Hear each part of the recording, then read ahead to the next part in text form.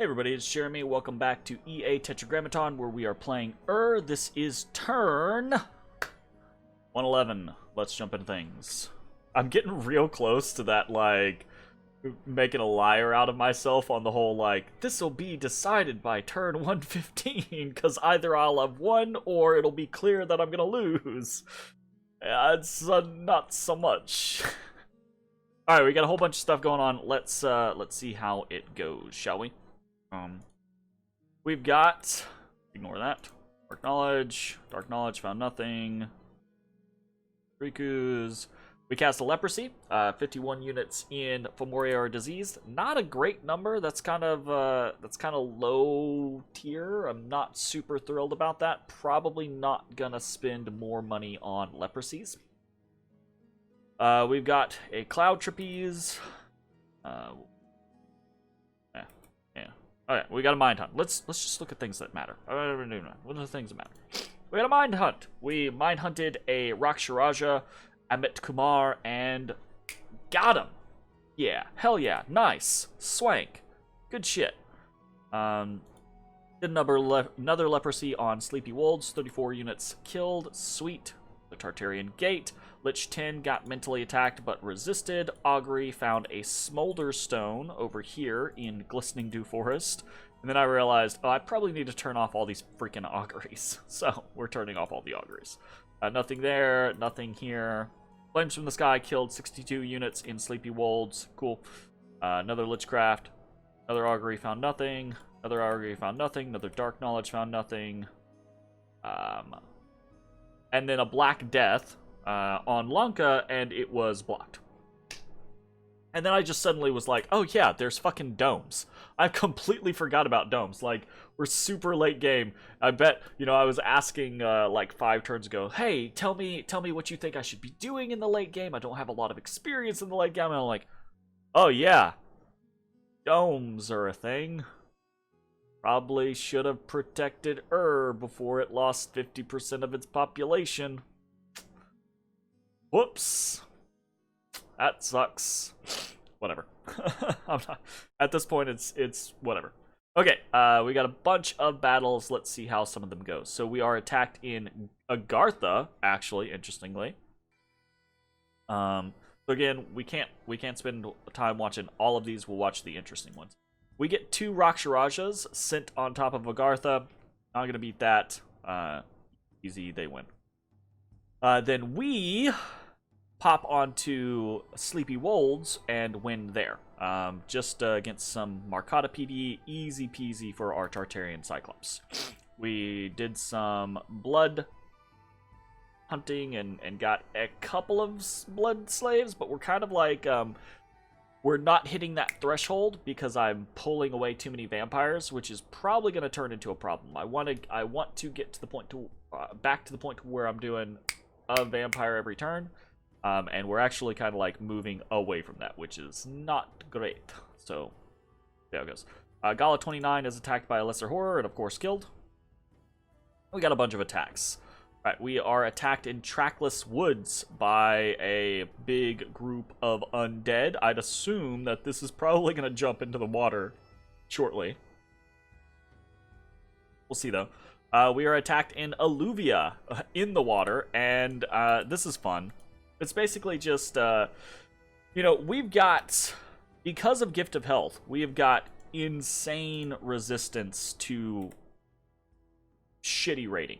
Right, to defensive rating, to rating that has, you know, high protection or super high defense or is very good at killing AoE, right? We're still gonna get bodied because that it just is what it is. But against, and I call this shitty rating because it's ungeared. It's basically just relying off of the pure stats and really the spell casting of what's inherent. Soul Vortex, Invulnerability, Horde of Skeletons 3 times, and hope you keep Horde of Skeletoning until they die. Simple, easy peasy, right?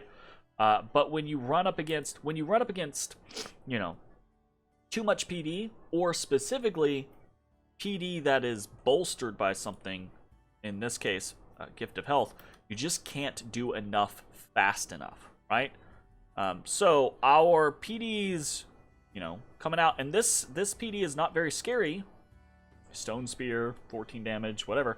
But it's the boosted health and the fact that we've just got so much of it that by the time he's cast his third Horde of Skeletons, we're already here, and the Horde of Skeletons just gets vaporized. His invulnerability is good, right? But it's not gonna resist enough. Boom. Dead. Easy peasy. There's too many attacks coming in. And that's what happens with a lot of these raiding parties that we're gonna see. Okay, so we've got a lot of attacks, but watch. So we win in Alluvia, we win in Neotha. Basically the exact same type of thing, right? A whole lot of undead, and normally they would win against this amount of barbarians because the barbarians honestly would rout. The undead would trade fairly well, right? And the barbarians would just rout. They'd break. Where the undead wouldn't.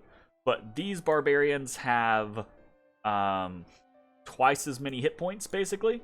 So they are able to cut through the undead before they rout. So we win in Neotha. In Path of Many Woods, we do lose. So this is down to the south here. Then in White Forest, we get attacked. This is, again, I think, an effort by Hinnom to kind of gem bait me, but it's not enough. These Ketasims and Ketasots, they're just 3 of them, is not enough to trigger gem usage in the army that I have here. Which is good, because I really don't have the gems to be sparing, truth be told. So, yeah. They just pop and then they run. We have taken control of Glistening Dew Forest. There was nothing there. Again, this is a scenario of, if you can, sometimes you cannot, but if you can, I always recommend you need to put down 1 province defense, because that 1 province defense can actually make a difference. It only costs 1 gold, but it can actually make a difference in certain situations. Whether someone's pinging you with scouts, or even if they're raiding you with things like liches or vampire lords, right? And obviously this depends on the nation. Some nations, it's not worthwhile. Like, take Helheim, for example. Helheim is a nation, you should always spend the 1 gold for their PD, because the Vanir PD is super good. And sometimes it'll pull out wins where it shouldn't, right? I don't know what Lanka's PD is like necessarily, so it might not be great, but I always recommend at least trying, you know? So that you don't just get scout pinged. We get attacked in Villia by an Ami. And this was really strange. I think maybe he was just sending this out to ping, assuming that I was going to be gone. And honestly, I would have been gone. The only thing is we couldn't move with this tart last turn because she had madness, right? Basically. So I think he was just coming out to ping and try to drive off anything, and just kept this guy doing lightning bolts in case there was something here, willing to sacrifice him, basically. But I couldn't move, so he's got a tart, and he's not gonna beat a tart. I do like these Amis, like, I'm sitting here thinking, maybe I need to play some Hinnom more frequently, because they've got really good mages, Alright, so that's a victory for us.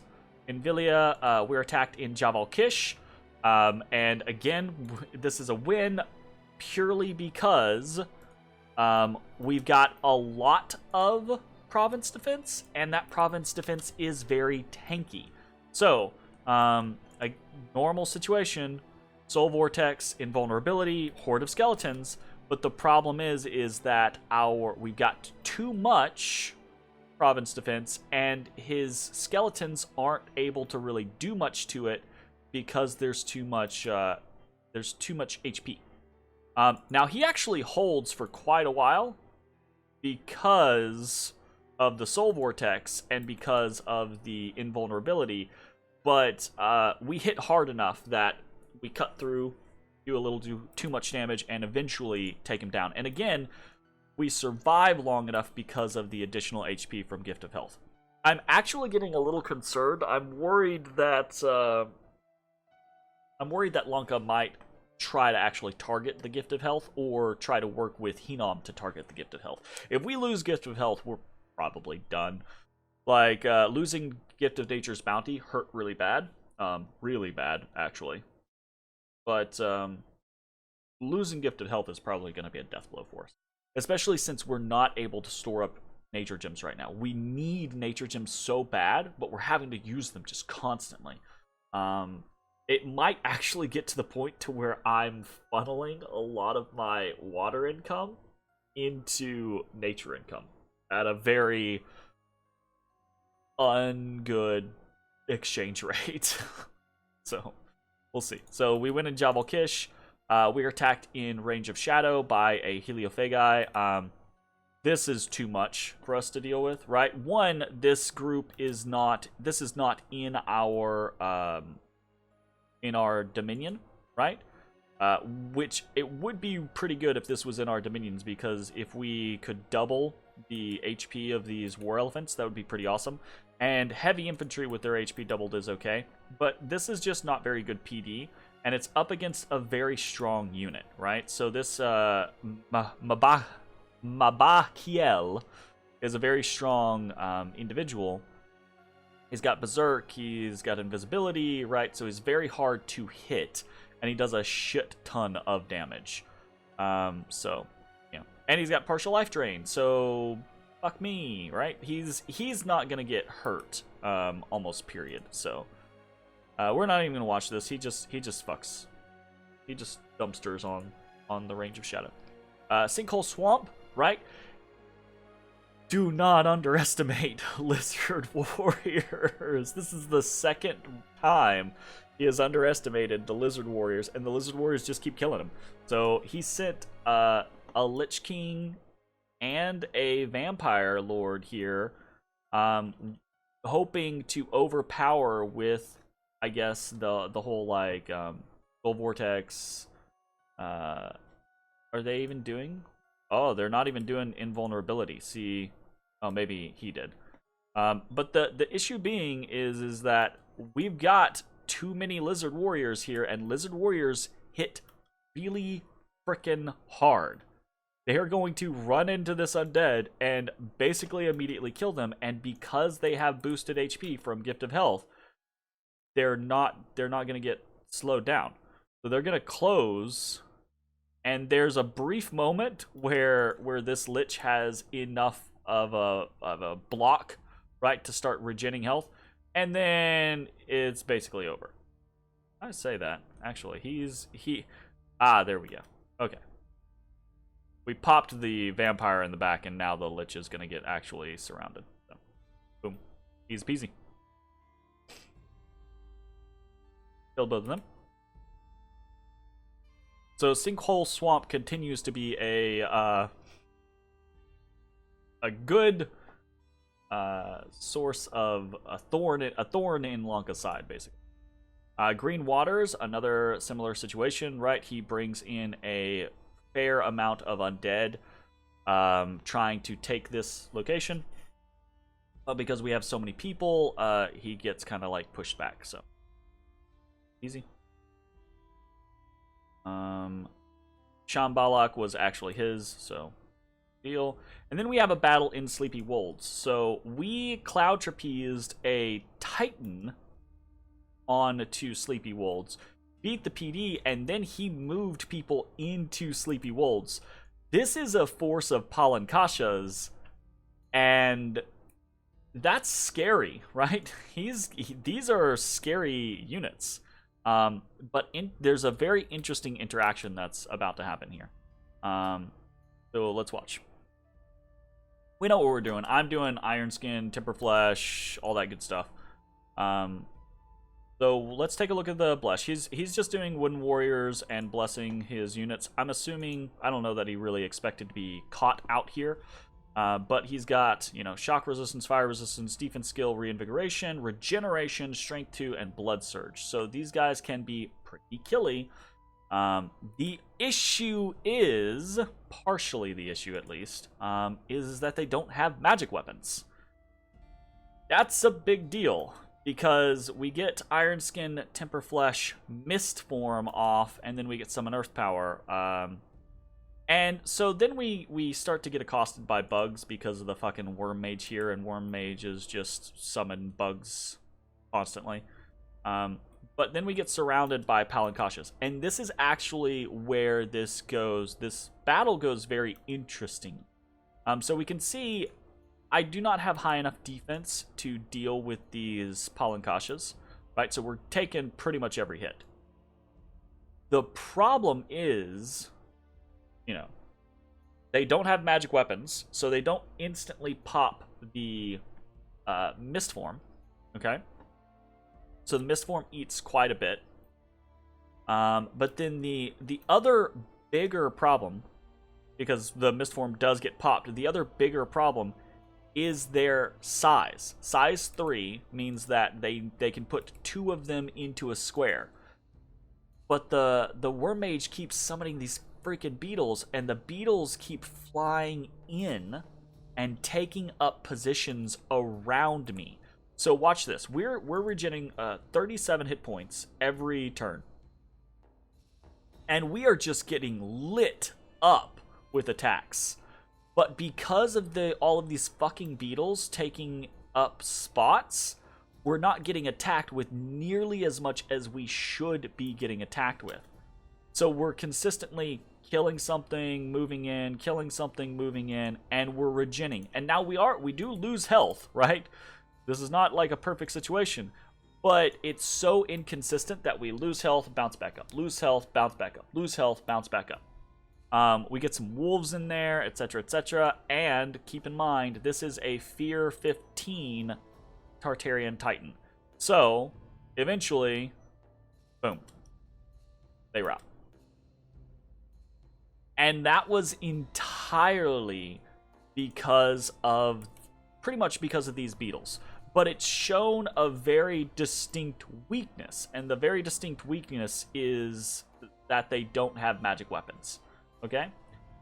So we need to exploit that as much as we can. Unfortunately, I just lost a Astral Tartarian Titan on the, you know, in the Hinnom area when I should have had that in the Lunka area. So, kind of is what it is. The rest of this battle is boring and inconsequential. It's basically just the Worm Mage continuously summoning things and eventually routing, because the beetles can't do anything to really hurt me. We do earn ourselves a limp, though. Okay? So, in Jaburnia, or in Sleepy Wolds, we killed 215, which is good, right? We love killing so many units, because that's experience. That's fantastic. Getting experience pips on a Tartarian, real nice. Very cool. Now, we only killed 12 of the Palankashas, so, you know, it wasn't like a great victory, but it was nice. We attack in Jaburnia, and we actually lose here. Run into too much resistance for our Urguard to handle, so whatever. And then we are attacked in Greenwoods, and an Archdevil and Raksharaja is too much for this mostly bear tribe to handle, so we lose there. We lose income in Jaboro. We have a Gudu, Cursed, and Kailasa, and then we have a very fucking unfortunate worldwide event. The silver sarcophagus has been found and opened. Yay! Death 2. Great. Death 2 worldwide means we make 0 fucking money this turn. We actually lose units this turn because of the Death 2. Because growth, right? Growth adds a little bit of income. And because suddenly our growth is gone, one, we were kind of balancing out with our upkeep and our income anyways, getting close to that area. But the big thing is that we had that situation happen, so that hurts. Unfortunately, we've gone from, in the space of a few turns, we've gone from having just insane amounts of income to having zero income, basically. So that sucks. We'll deal with it though. It'll take a while, but we'll deal with it. So we lose a scout in Hexwoods, and then a couple of different things happen, right? Where Sleepy Wolds is unharmed. Nicklin is breached. White Forest is breached. That's very important. Agartha can't be harmed. And Raphabolia is severely damaged, but will need more time. So probably another turn in Raphabolia. But we have breached White Forest, which means we can attack in White Forest this turn. Very big deal. We get Lich 11 and Lich 4 back. Sweet. What is happening this turn? Let's take this in fronts. So down in the Raphabolia front, in the Kailasan front, basically, this group continues to just siege. We can't really do anything else at the moment. So hopefully we don't get knocked off, is what it is. I'm anticipating from the message that we got this turn in Raphabolia, and with how things went in White Forest, right? We have, about 1100 there. We have, 1165 here. We should probably pop Raphabolia next turn. Should be good. If the army still lives. It might not still live. It might just get routed. So in the Kailasan front, we're basically just holding. Don't really have much else that we can do. In the White Forest front, we are storming the castle. In anticipation of storming the castle, I have dispersed more gems. He's already tried to gem bait us on multiple occasions, right? So I am going to try to disperse or I have tried to disperse gems in the hope that we will be able to cast things twice. Not all of them, right? We're not. I'm not worried about Howl twice, or worried about summon Earth Elementals twice, or what have you. But are things like Fog Warriors, or Mass Regeneration, or things like... Actually, I need to do him, because this is our Army of Lead guy.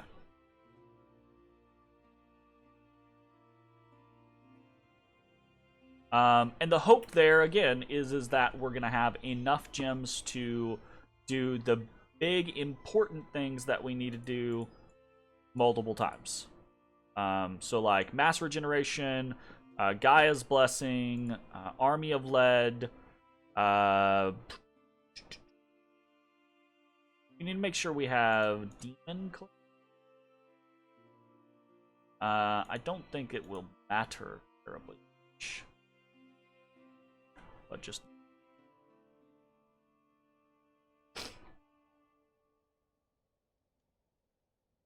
Okay, so that's the plan there. We are also bringing in a Gudu for reinforcement gems. We're very low. Again, nature gems are a massively important commodity for us right now. We're doing our best to use them wisely, and hopefully we'll be able to do something.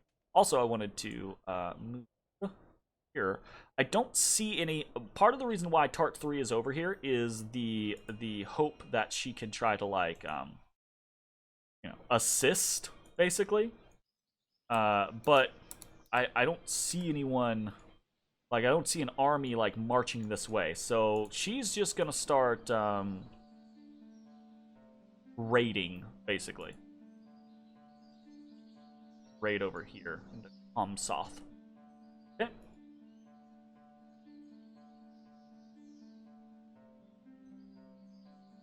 Alright, so what else are we doing? We're doing a little raiding attack in Greendale. We're pulling back into Silverfangs. We are consolidating a shit ton in So you can see we're bringing in a bunch of Gudus from Monarch Woods. We're bringing in just a bunch of everything from Hall Woods, including actual forces. And the goal is to try to reinforce to be able to make a concerted push in a few turns, in like 2 or 3 turns, towards Sleepy Wold. In the meantime, we're going to be forging a lot of things, and we're going to be engaging in controlled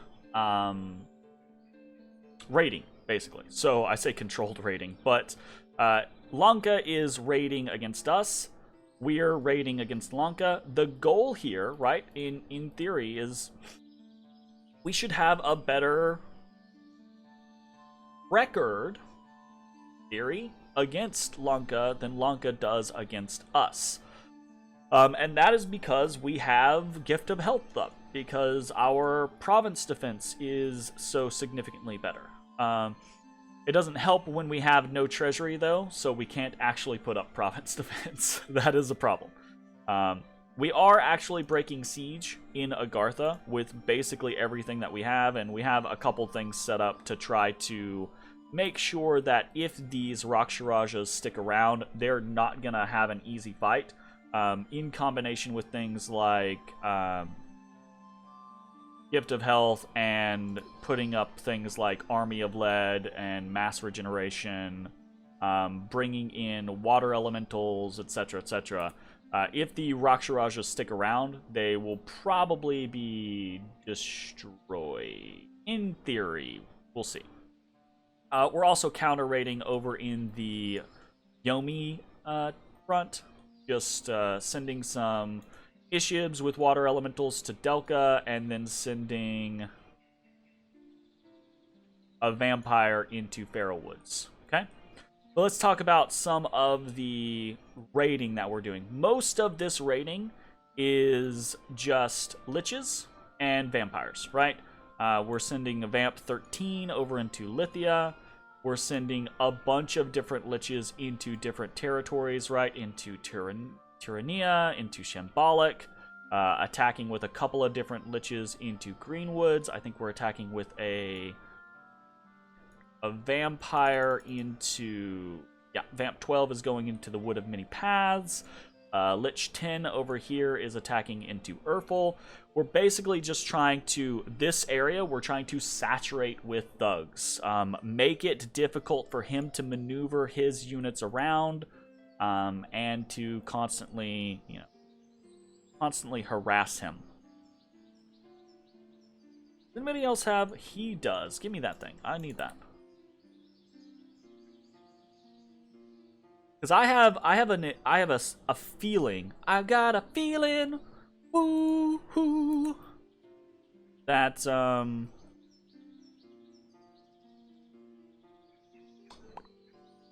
that too. I've got a feeling that he's gonna drop this stack into either onto Jabal Kish, which if he does, I feel like it's kind of a whatever moment. But I feel like instead he might just go into Green Waters again. He hit Green Waters last turn with a similar stack, so he knows about what is there. But the last stack was like 50 or so, right? If he brings 140, he's definitely gonna win. So if he does that, and I send something like this in, what I can do is I can set up cast some water power. That'll put us up at water 4, and then we can do something like living water twice, and that could potentially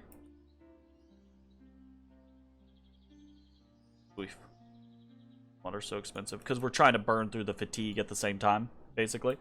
So summon water power, living water twice, and then with that, with all of those water elementals, we might be able to beat him back. If he goes on to Jabal Kish, then we'll just move units from Trackless Wastes. Being a simple enough situation. And we're not in a huge rush. If he does, if for whatever reason he was able to, like, if he magic phased onto Trackless Waste and kept us from, like, defending Jabal Kish, I mean, whatever. If we're not at that, like, heartbeat moment where it's like, oh, we've got to do it this turn, we'll just take it back. Fine. So we've got a couple of other important things that we're doing. Most of this is shitty rating, as I kind of, or low tier rating. Let's talk about the low tier rating, right? No real items, or if there are items, very small items like Boots the Messenger, right? Utilizing summoning techniques, either elementals or hordes of skeletons, etc. For me, primarily with liches and vampire lords. Okay, that's what the vast majority of this rating is. Then we've got a couple of other things going on, and those other things are a little more specific, right? So we've got Tart 10 is heading out to Oak Beach, and Tart 10 is going to do a very specific scenario. My hope is that Tart 10 is going to catch maybe anything that's coming there, and if not, that's fine. He is going to be casting Iron Skin, Temper Flesh, Fire Shield, Summon Earth Power, and he can fly, so he's going to be attacking rear. Now, he has a Ring of Regeneration and 496 HP. I've also given him a Dancing Trident. The goal here is he's really just a big monster, and the hope is that he can survive via regeneration against a whole lot of units, right? So that's the overall goal, is we're trying to just be an annoyance on Oak Beach. Here's the other thing we're doing. We are sending Tart 11 onto Sleepy Wolves. Tart 4, who earned himself a limp but did such a good job last time, is unable to do anything because he's crazy. So he's got Shattered Soul. We can't run him out. We are going to try to defend him, right? Obviously, I think it's very likely that that Lanka tries to buck him off, obviously, right? So we are going to try to defend him with Tart 11. We're sending her in, and we're going to position her very closely to him, and we're going to cast Body Ethereal twice, right? If this goes off successfully, if she is able to Body Ethereal both of them, then it's going to be very hard for him to best both of them. Then she's just basically going to try to boost herself. She's got Nature 3, Astral, so she's going to do some personal regeneration. I think still works on Tarts. I think regeneration still works on Tarts. I'm not sure. It's obviously like rings of regeneration work, but I don't know if the spell regeneration works, because they are undead, but they're not inanimate. I don't know. It's weird. It's a very weird thing. But the main hope is to get Body Ethereal off, and then hope that with a combination of Body Ethereal and regeneration, that these two tarts will be able to handle whatever comes their way. Fingers crossed. Okay? We're doing a couple of other things. We're mind hunting. Where are we mine hunting? Yeah, we're mine hunting in Greenwoods with the hope that we get the Raksharaja, not Igarak the Archdevil. I mean, if we did get Igarak and we actually killed him, great. But I don't anticipate that working. And then we're doing all of our normal stuff, right? Lichcraft, Tartarian Gate. We forgot to Gift of Reason last turn, so we've got two monstrums this turn that we are Gift of Reasoning. And then we're doing a couple of other little things here or there, like we're summoning another Oogaloo, we're summoning Yetis in, I think, one or two places. You might notice that we're no longer researching with anyone who has priest levels. We're preaching. That's not really going to do a whole lot in most of our locations. Most of our locations are beyond preaching, but just in case, right? It's something that they can do that's better than researching, because the researching doesn't do anything. But the big thing, we're forging a lot of gear, etc., etc. Scuttle of Alternuses, Armor of the Knights, some Rings of Regeneration, those types of things. But the big thing that I say the big thing, it's not a big item or anything like that, but what we are trying to gear towards is this. What we have with NC 18 right now is a Crown of Command, right? And a Horn of Valor. So what this is this is a +2 inspiration who on an NC is already has +1 inspiration naturally, right? And then we can utilize stuff like hornblowers, right, who are standard bearers. And the goal here is basically, if we take a look at NC 18, actually need to put a lower here. So we have +5 morale units, right? So this actually takes some of these units up to very, very high morale, right? How we lost that fight, and I am purely convinced, I could be wrong, right? But I am purely convinced that we would have won that fight if we had not routed, if we had not morale broke. So the goal is to gear up against that, right? We're going to take a couple turns and try to heal some of these diseases and wounds. We're also taking a couple turns to bring in mage reinforcements, because I think that's the other thing is compared to stuff like White Forest or Raphabolia, this army just did not have nearly as many mages. We want to alter that, right? So we're going to take a couple turns, and while those mages are coming in, we're going to try to store up some gems so that we've got enough to do this. But the goal then is going to be to march on Sleepy Wolds with a army that is reinforced against morale attacks. Even so far as bringing in a bunch of Galas who, you know, they don't have any... Actually, I want to bring in... they don't have any real goal right now, or really any purpose right now, but what they can do... No, they can't, actually. I was going to say they could do Sermon of Courage. They could if we Divine Channeling, but if we Divine Channeling, we could just Fanaticism. We might actually just Fanaticism. Who has Fanaticism? Isn't it this guy? Nope. Where is my... Prophets? Problem with having, like... I think he's over here. This is the problem with having so many NCs and using the naming schematic that I use. Where's he at?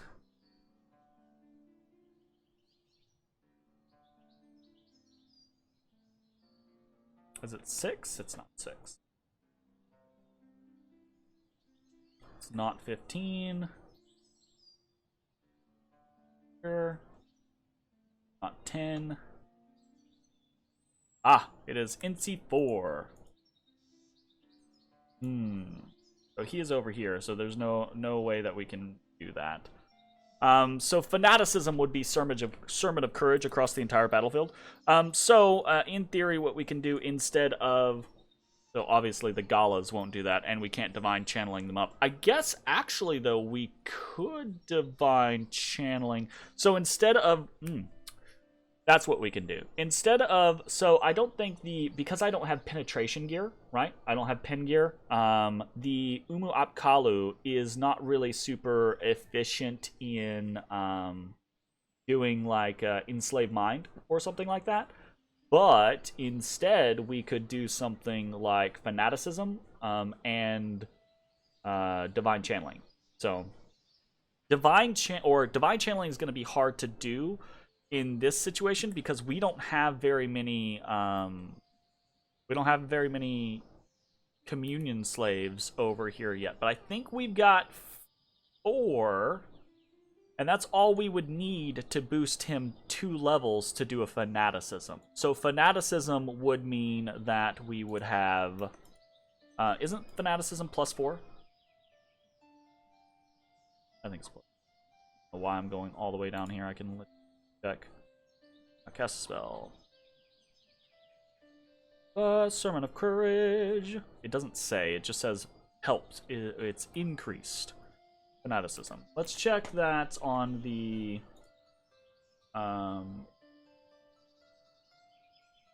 Sermon of Courage. +4.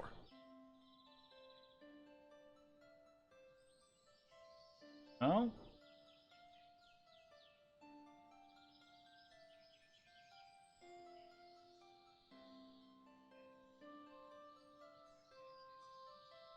Number of effects.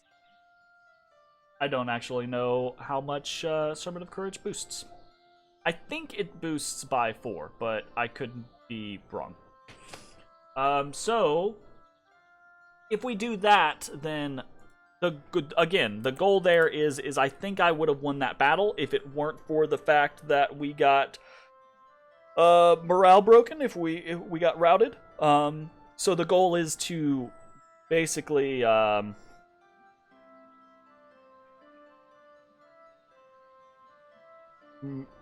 defend ourselves against that. I'm also considering here's another situation. And this is dependent on how the rating goes, right? But depending on who does what, we could if we have a good time raiding and we can kind of control this area a little bit. Ow, fuck. We could just teleport a pretty big army onto a location with our god. Or we could teleport multiple smaller armies with Apkalus.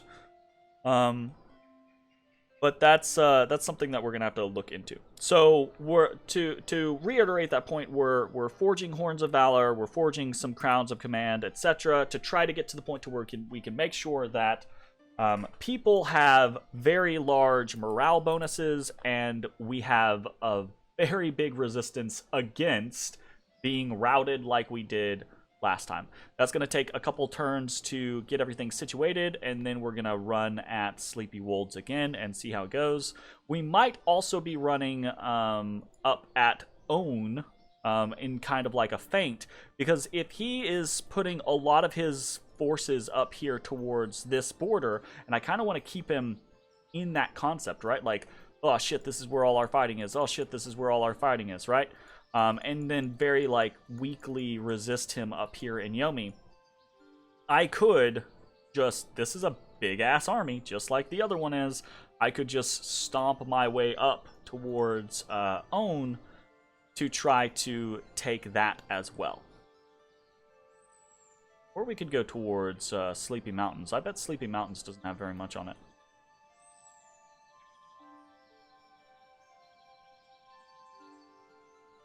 See, this is where, like, my god being in the right situation could just potentially teleport a whole Telastic... I say teleport. What's it called? Telastic Gateway? Or is it just Gateway? No, it's not Gateway. Astral Travel, that's what it's called. Yeah. Allow him to step through with all troops under his command and enter a distant province. So, with just with a Starshine Skullcap, our god can take a whole shit ton of units onto a pretty far away. I don't think it's that far, actually. No, it's 5 provinces, so not this far, right? Well, not from our capital, but from here. Yeah, actually, 1, 2, 3, 4, 5. So we could totally pop onto Sleepy Mountains from Trackless Wastes. But doing that, right, doing something like that is basically taking the entirety of this army and putting it just in the hands of our god, who is, again, right, fucking horror marked and liable to die at any given time. So I don't know about that, right? That whole scenario is kind of hit or miss. Anyways, I think that's going to be it for the turn. We've got a lot of stuff going on. It's interesting. I need to construct a building here. But we have deficiencies that are causing problems for us. If things continue in bad ways, it might not work out very well. So fingers crossed. All right, that's going to be it. I'll see you next time. Bye-bye, everybody.